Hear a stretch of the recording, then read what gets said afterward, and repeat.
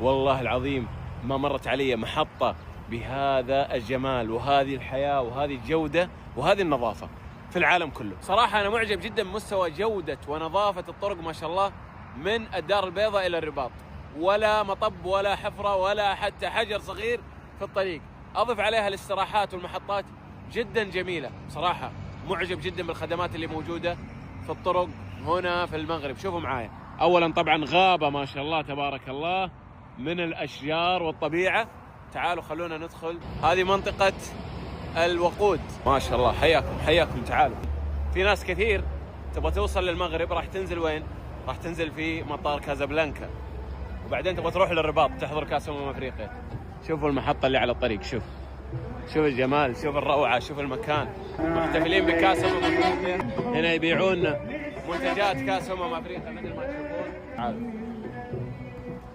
تعالوا ندخل للداخل. مول ما شاء الله تبارك الله. ما شاء الله ما شاء الله. داخلين مول ما شاء الله تبارك الله. هذه محطة على الطريق بين الدار البيضاء والرباط. شيء جميل ما شاء الله تبارك الله. والمطاعم روعة يا اخوان، ما بعدها روعة ما شاء الله ما شاء الله. شوفوا المناطق الخارجية للجلوس. شوفوا منطقة المدخنين كيف جميلة ورائعة. الله وش هالإبداع ما شاء الله تبارك الله. هناك السوبر ماركت. شوف عدد كبير من المطاعم الموجودة والمتوفرة في هذه المنطقة مثل ما تشوفون. السلام عليكم. مختلف الوجبات موجودة. هذه منطقة ألعاب داخل المحطة ما شاء الله. روعة صراحة، روعة جدا صراحة. المكان فيه لاونج هنا الله تبارك الله، مصلى ما شاء الله يا اخوان. لسه باقي في مطاعم هنا في الخارج، طبعا كلهم شباب لابسين افريقيا. باقي ما خلصنا. هنا فيه عدد كبير من المواقف الإضافية للسيارات الكبيرة أو السيارات الصغيرة. تشعر أنك في وسط مدينة ملاهي ومول ضخم. شوفوا كأنك في بوليفارد في مكان، ولا كأنك في طريق سفر. هذا ماكدونالدز هنا يا إخوان. صراحة مكان جميل. هنا يا إخوان مواقف السيارات الكهربائية. هنا السيارات الكهربائية تشحن مثل ما تشوفون. هذه السيارة كهربائية تشحن أمامنا. محطة متكاملة.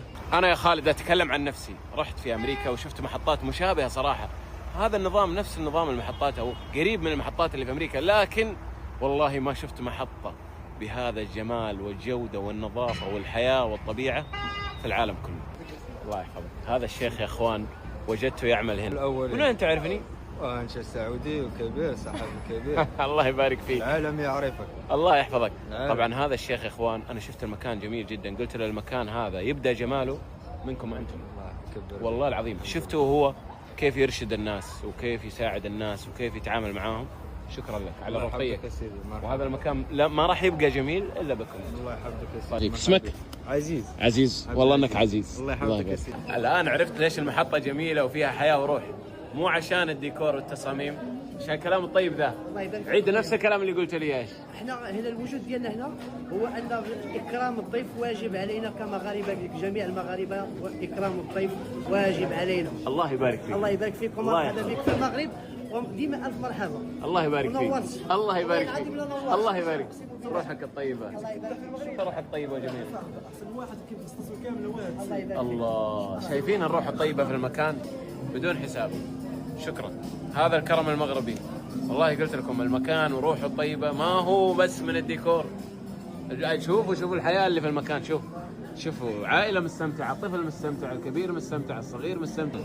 وصل الطاكوس ما شاء الله تبارك الله. طبعا انا من محبين وجبه الطاكوس، بس الى اليوم يعني اكلتها يمكن من 5 سنوات وانا اكلها او اكثر، بس الى اليوم ما اعرف من وين ابدا.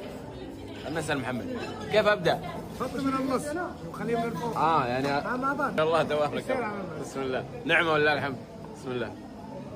شوفوا كبير.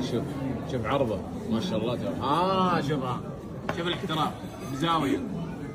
صحيح ان نظام المحطات هنا يذكرني بالمحطات اللي في امريكا كنا نشوفها، لكن والله العظيم ما مرت علي محطة بهذا الجمال وهذه الحياة وهذه الجودة وهذه النظافة. 23 درهم من دار البيضاء إلى منطقة بوزنيقة.